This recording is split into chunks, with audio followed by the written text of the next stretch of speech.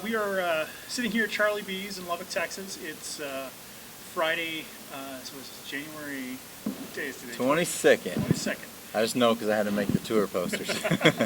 And you're performing here in Lubbock tonight.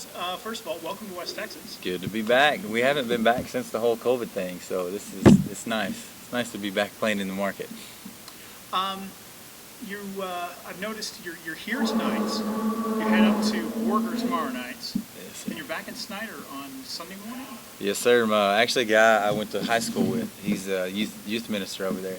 So he reached out to me to see if we could make something work and play there on that Sunday morning. So we're going to do 2 services and live stream the second one. Oh, nice. So that's we have 2 sets actually, because we do quite a bit of that. We have a regular set, and then I'll strip some of the radio songs that are more bar friendly, and just throw in some songs from my worship or gospel album, and so our show's already PG anyways, but then we take it down to G and are able to play in church on a Sunday morning too. Well, that works. So that is really a lot of what I wanted to talk to you about this afternoon. Anyone who follows your social media is kind of familiar with you and your story, but I think one of the things that amazed me the most was reading up on how you see this kind of as your ministry. Absolutely. I always tell people this is more important than the music, and I mean that. As in, I use this opportunity to come in a bar, to come in a honky tonk, to come in anywhere where they let us play, and try to share the gospel and point people to Jesus. And we actually do about the last 4 or 5 songs we do are just straight worship songs. So that's one thing different than a lot of Texas country shows. But yeah, I grew up in the church. I got saved when I was pretty young.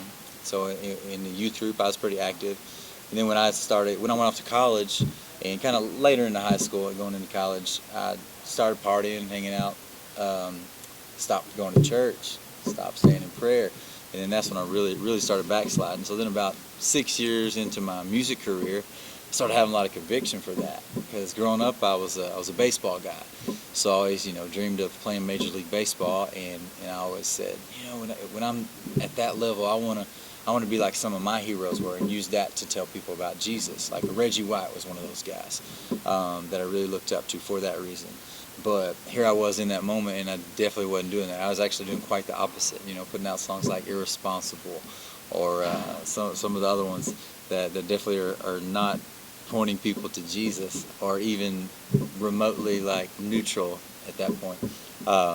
And so I don't know, I just had a come to Jesus meeting, and just had that moment where do I keep doing this, or do I go join a worship band, or what I do. And I also had some conviction about the fact that I had been put in this place, and to do this right here. And so going forward, that's kind of been my goal, primarily, and then also I've just been very blessed and able to stay relevant in doing that.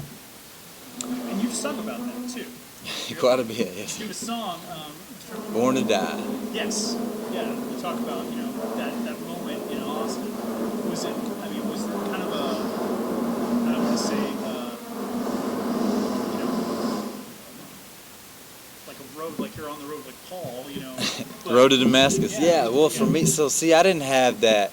Yes, in a lot of ways, but I didn't have that like really horrible thing that happened. I mean, a bunch of little stupid things I would be when I was drunk and black out. Then you wake up like damage control, and after a while that just kind of gets to be habitual. And so yeah, that realization of, man, like you're playing with fire here, and just kind of well, wait a second. That realization of being like, man, you're playing with fire here, really kind of got my attention, to say the least. And so fortunately nothing bad, extremely bad happened. I wasn't on my deathbed, I wasn't locked up. So whenever I came to that realization, and then from then on, that's kind of just been the forefront of it. And to compound that, I started doing what I called Motivational Monday videos on YouTube or on Facebook, and I would do a gospel song or a worship song that I liked, and people started commenting, asking if I would do a gospel record. So I said, yeah, I'd love to, but I can't afford to make a gospel record. So I started up a GoFundMe account, and we raised more than enough record to do a gospel, or more than enough money to do a gospel album. And so I didn't feel like I needed to keep that money for myself. So I started up the ministry, and it was put on my heart to buy Bibles and get them into the hands of people anywhere we go. We always have them, a stack of them on the merch table at our shows, and I'll have people hit up my website and ship out. I think I shipped out 100 Bibles this week and have 200 more waiting. So that's a good problem. It's a good problem to have, and that's just kind of what that ministry parlayed into. So all the proceeds from the gospel album go into that.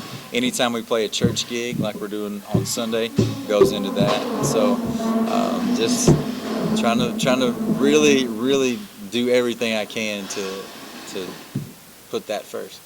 So, a lot of artists, will be in one world, will be in another world, but you've been able to kind of live in both and be successful at both.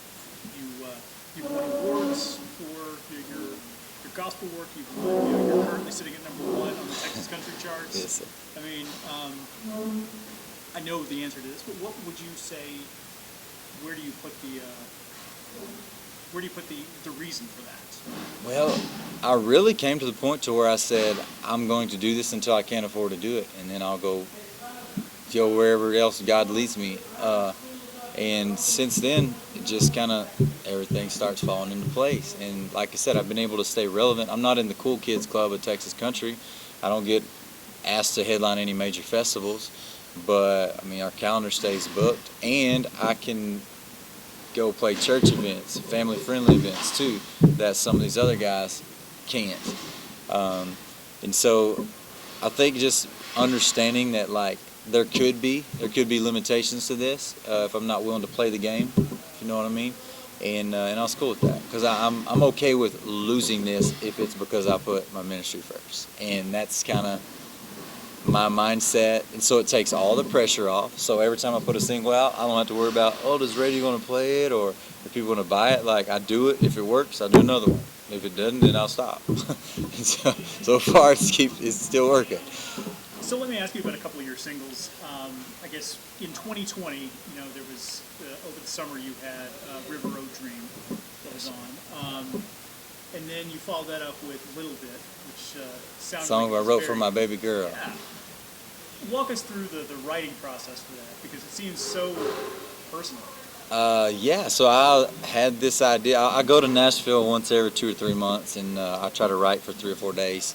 And so this was after one of my writes. And once I'm there, it takes me a couple of days to get in writing mode, and then I'm like in that mode until I get back, and then working on those songs. So this was kind of like day 3 after a write, so I'm in writing mode, and I just started humming the chorus, and then when I got home, I put some music behind it and started chipping away at it. And the next trip to Nashville, I had a write with a guy named Ronnie Vines, he's one of my guys, because he's not going to bring in a beatbox thing. He understands I'm going to record country music, and I'm not going to waste my time doing other stuff. And he's got his granddaughter actually lived with him at the time, and she was 3, 4, right around that age. So he could connect immediately with that idea and know what I'm talking about in the lyrics of these songs. And I don't know, I tried to make it as accurate as I could for kind of a day in the life around our house, and it's pretty spot on in most ways. And then I don't know, we put a cool little groove behind it, and it turned out the music actually turned out pretty good too. On top of the lyrics being so personal. And I don't know, I wanted to release it and get it out there before she got much older, or it wouldn't be very relevant.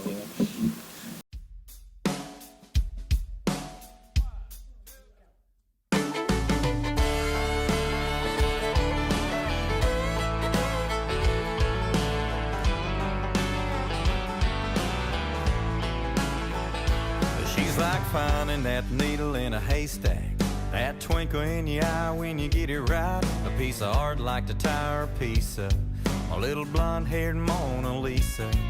She's a wildfire when she's out of control. Makes a mess, milk dipping them Oreos. Can't help it when she puts that smile on. They got a way of knowing how to get her what she wants. My little bit, a little bit on the wild side. A whole lot of holding her tight.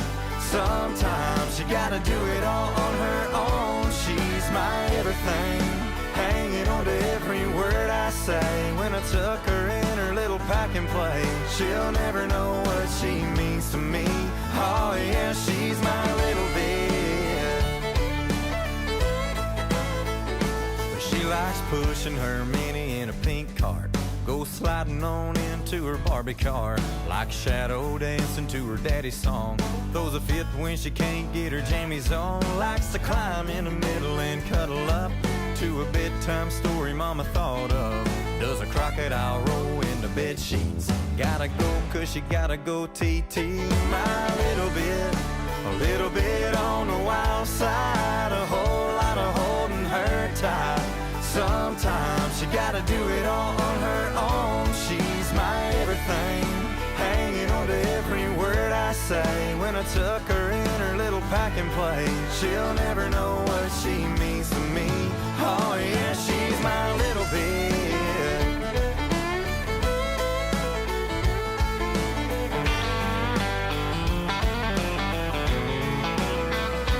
So I'm soaking up every last second of every minute I get her sweet love.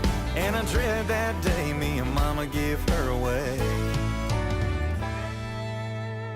'Cause she's my little bit, a little bit on the wild side. A whole lot of holding her tight. Sometimes you gotta do it all on her own. She's my everything, hanging on to every word I say. When I tuck her in her little pack and play, she'll never know what she means to me. Oh yeah, she's my little bit, a little bit on the wild side. She's my little bit, a little bit of holding her tight. She's my little bit, a little bit of ray of sunshine. She's my little bit.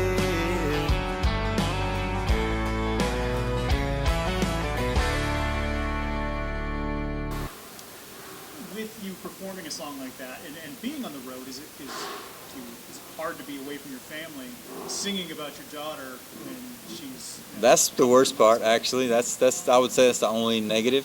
In a perfect world, I would do exactly what I'm doing now, but I would have a bus with my family tagging along. So that's the only thing I would change. And especially when they're little, that was the silver lining for this COVID off period. Was going into it, my son was 6 months. So coming out of it, he was a year old. So I got to spend the baby time with him that I usually don't get, that I didn't have with my daughter. So that's kind of very important to me when I'm off the road, to soak up as much time as I can with them, and I don't know, make it work. But yeah, that's the only negative, I'd say. So this fall, then you released, and kind of coming into this, 2021, you released Still a Little Country Left, and it's you're singing kind of about that small town idea, but there's obviously a bigger message to that. Why was it released when it was? Well, going into talking about Still a Little Country Left, the timing on that was pretty relevant to what was going on in our country, in the political environment, and there were people on both sides, and both kind of felt they were right, and just kind of stating right up the middle, like regardless of all that, there's still some good-hearted Americans out there. Don't get too caught up in the drama, especially more so in the rural areas where I'm at, because the stuff I see on TV does not match my daily life. So that, I think there's something to that. But nonetheless, that's kind of the point of the songs, is just, hey, don't worry about all that. There's still a little country left. It's gonna be all right. And Daryl Singletary cut this song. So even going further back, Trent Willman has produced my last several records, and he was one of the writers on that song. And so he pitched it to me like 6 years ago, and I had I think another one that was similar, in the same vein, if you will. that we went with. Then Daryl cut it, and it was his title track. So his last record was called "There's Still a Country Left," and I love his version. He's one of my definitely biggest influences, especially vocally in country music. And so after he passed, and they didn't really use that song much. It wasn't singled out or anything. I asked Trent if he thought it would be cool if I cut it and use it as a single, and he was all about it. So we did, and I think the fact that we put it out when we did magnified its impact.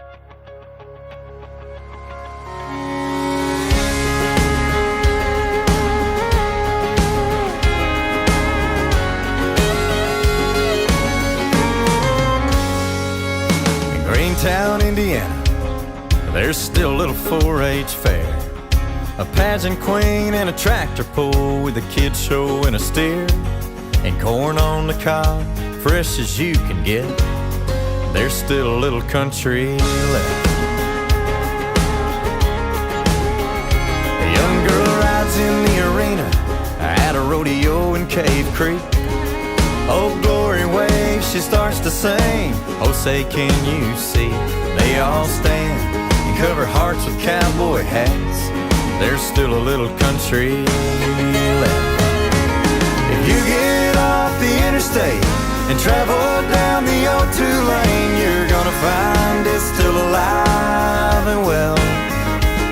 Stop in and have a sweet tea. Take a look around here and you're gonna see the whole world ain't gone all the way to hell. At least not yet. No, there's still a little country left.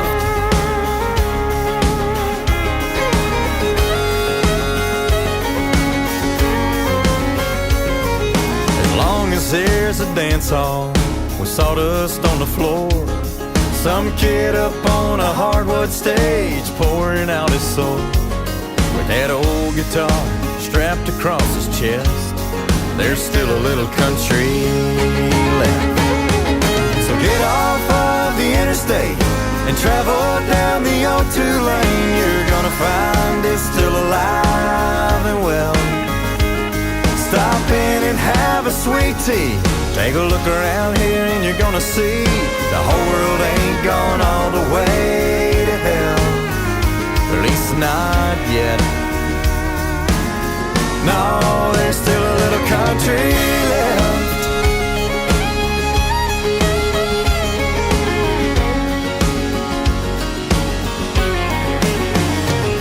On a courthouse square in Texas, there's an old-fashioned barbershop pole.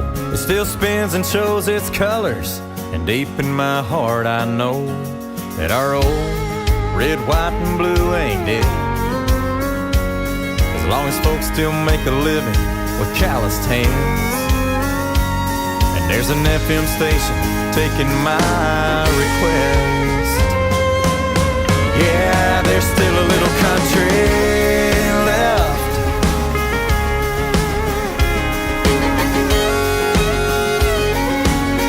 Yeah, there's still a little country left. There's still a little country left.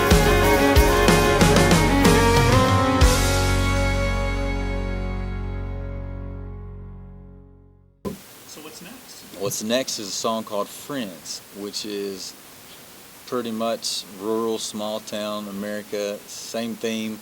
It's got the big sing-along chorus.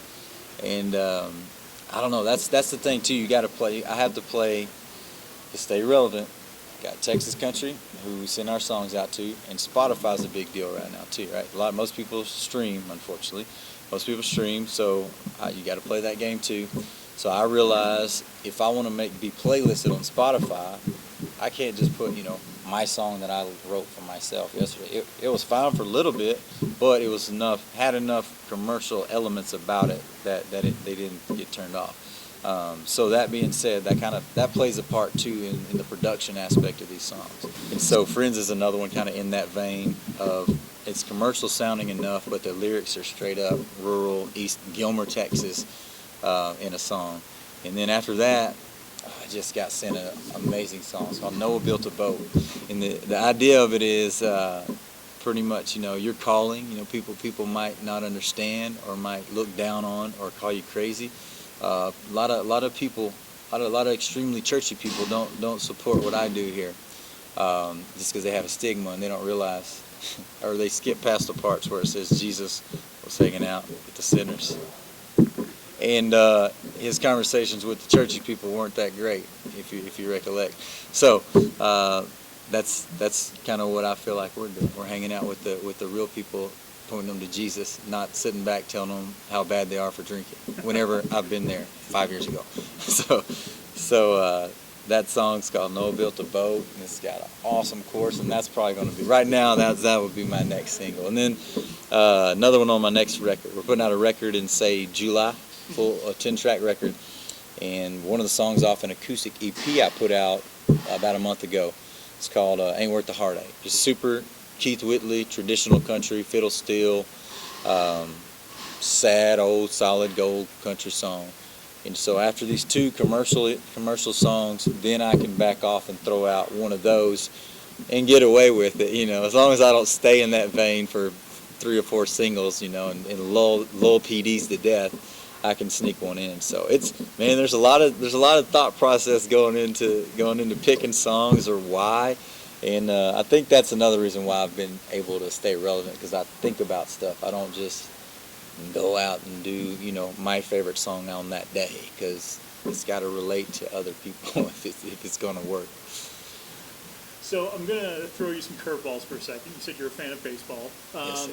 Let's start with that one. What is your who's your favorite baseball player? Nolan Ryan was my favorite, was my guy. That was my hero. So the Texas Rangers were my team. We lived about 2 hours east of Dallas, so those were the games that I went to. I'm a fan of Houston Astros as well, because they're our Texas team. I know you shake your head, I know, but then you go to Houston, people hate the Rangers. So there's that. I don't care if the Rangers in Houston are playing. I want the Rangers to win.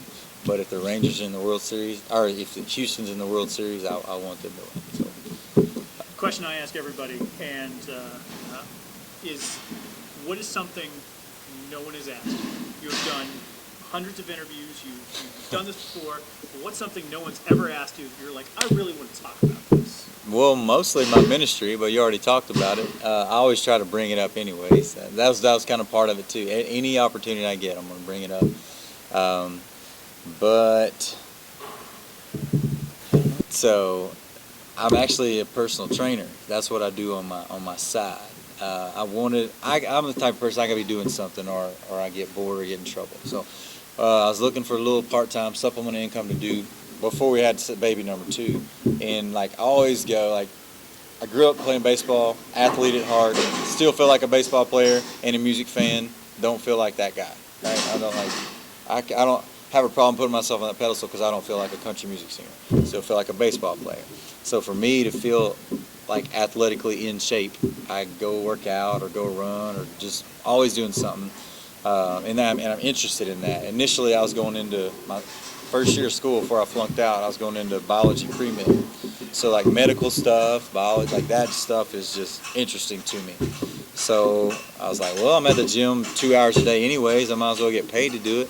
So I got my certifications, and those are cake for me, because I already knew all the terminology and stuff. And then to compound further, I'm pretty active in a healthy lifestyle. So every year I start off the year with a fast. First year I did 6 days, and I was trying to do 6 days. I got about 4, and this was just distilled water and nothing. And last year I did 6 days. Made it 6 days. So this year I did a 7-day fast. It was distilled water only, and that's it. And just as much as anything, just takes you to another level spiritually. There's a reason why these guys in the Bible did that. They weren't just oh, I feel fat. There's a reason. And so I just feel the most connected I've ever been to God. Just not you say a prayer in the morning, amen, and then you clock back in at lunch. Just constantly, say a prayer, all right, talk to you a little bit. Then going and doing something, something comes up, just pray about it. Just all this open conversation. And this year too, I wanted to do a Daniel fast. My guitar player had done a Daniel fast before. Basically, it's just vegetarian diet, pretty much. And that was kind of 3-week period. So the Daniel fast technically is 21 days. So the first 7 days I just have water.